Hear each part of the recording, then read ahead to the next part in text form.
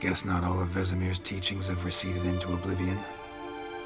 A Witcher can forget to eat, to drink, to breathe even. But a Witcher never ever forgets to care for his blade. Yeah, I used to repeat that incessantly. Never tired of doing it either. What creature was it? Huh? Creature? One that gave you the scar over your left eye. It's new. I don't remember it. Souvenir from the Cockatrice of Spala. Another addition to the collection. Nothing special. Yours is healed beautifully, though. Avallac'h. He prepared some special ointments for me. But that was before the curse gripped him. Wonder where he is now. We lifted the curse. He's at Kaer Morhen, waiting for you. Are you serious? You must be. You'd not jest about something like that. A nice thing to wake up to. You trust him? Avallac'h? He's not let me down to date. Not once. Why exactly is Avallac'h helping you? Sages have never been fond of humans. He doesn't do it for me. It's about my power. As if it could ever be about anything else. Avallac'h tried to teach me how to control my ability. He was also making sure I didn't fall into Eredin's hands. What's Eredin after? What's he want from you? What everyone wants. Control of my powers. His homeworld faces annihilation. Eredin's decided to invade ours. Brilliant, wouldn't you say? Can't achieve much on his own, so he needs to bring an army.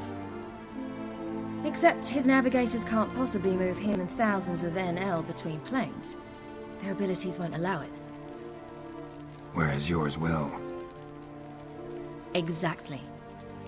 And if I die in the process, well, that's a necessary sacrifice.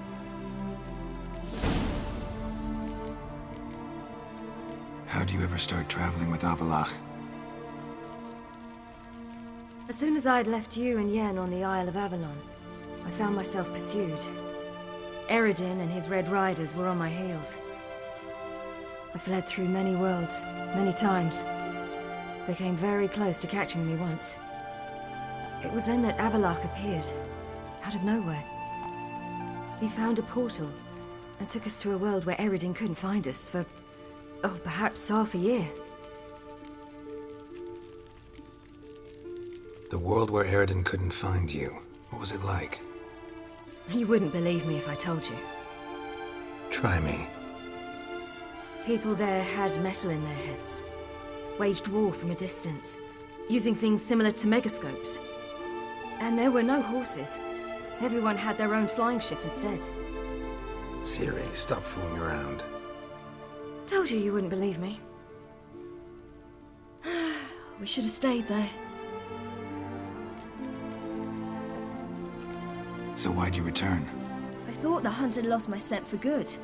I thought I was safe. Besides, I wanted to find you. You and Yennefer. You were looking for us, we were looking for you. Times I thought you were just a step away. Other times, felt like I was going around in circles. I'm not surprised. There were times I fled pell-mell headfirst and forward.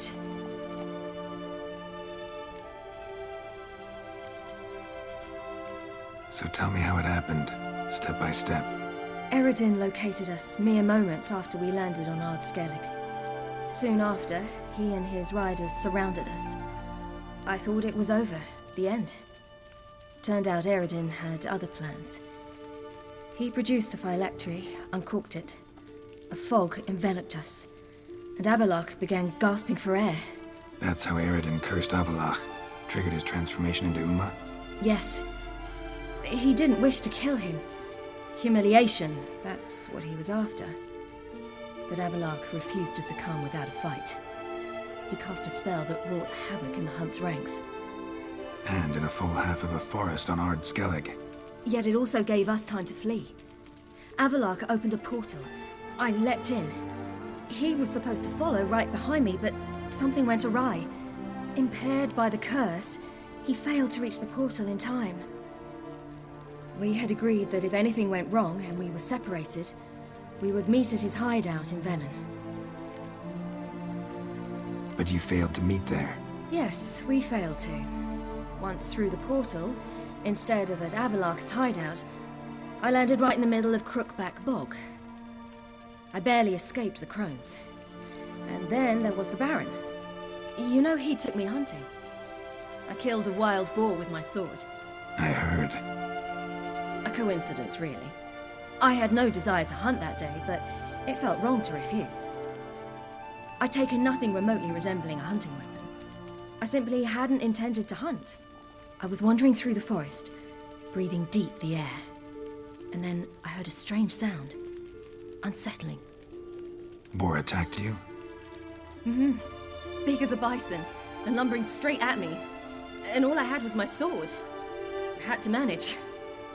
Did just fine, judging by how the Baron's men remember it. Simple soldiers, the whole lot. But we got along splendidly. A shame I had to leave. Flee. But I didn't want to bring the wild hunt down on them. Apart from which, I knew by then the curse was progressing. So instead of looking for Avalok, I decided to find you and Yen. So how'd you even meet a man like Horson Jr.? You and Yennefer were nowhere to be found, and I needed someone who could fix the phylactery. No ordinary craftsman would do. I needed a mage, one with extraordinary powers.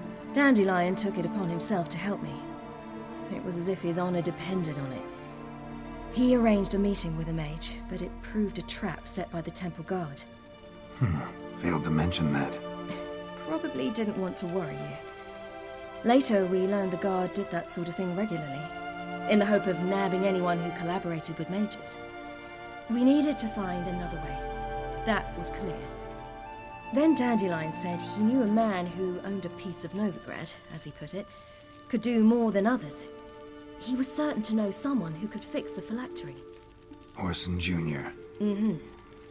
I suspected it might not be the best idea, but I was desperate. I had no choice.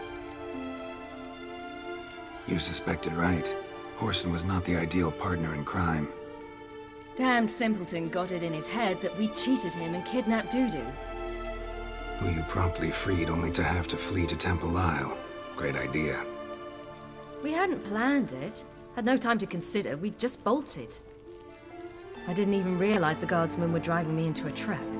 Suddenly there I was, and I knew I had to disappear. At once. And that's when you landed back in Skellige. The shore of Hindisfjall. The first pleasant place that came to mind. Hjalmar and I used to swim there. Wait, so you actually wound up there by accident? I thought you and Avalok had arranged something. No, he simply sensed me use my power. Just as Eredin can sense where I am, where I travel. In fact, Eredin arrived soon after I did. His riders in tow. Once again, things happened quickly. Lofoten, the hunt's attack, my flight. And then, dreams. Just dreams. What did you dream? I've had nothing but nightmares lately. Pretty horrible. Likewise, for the most part. In one, a monster grown from a stillborn child chased you. Ugh, that was horrible.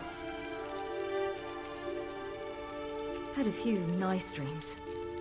For example, in one we sat around a fire, drinking good wine, and all around people danced and laughed.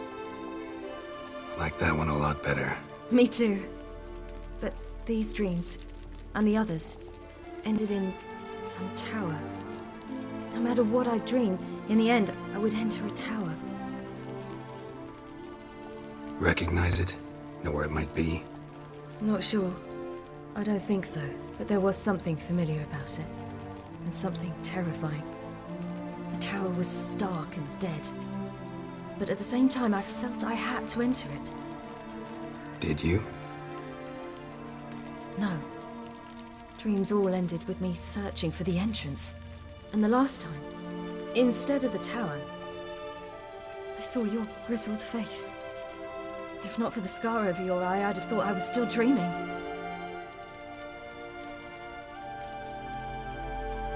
I was afraid you were dead.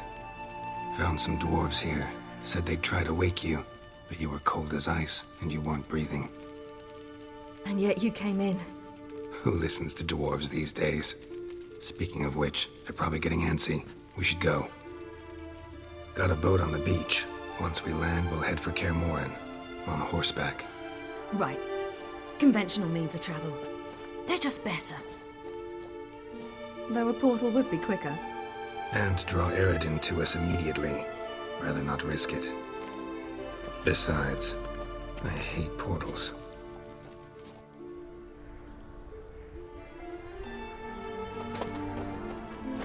Damn.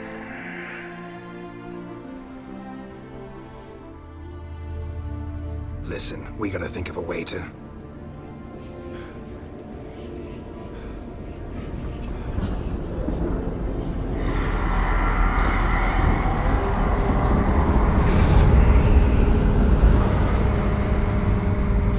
Get us out of here. They'll know where we've gone. They'll know how to find me. They already do. Cirilla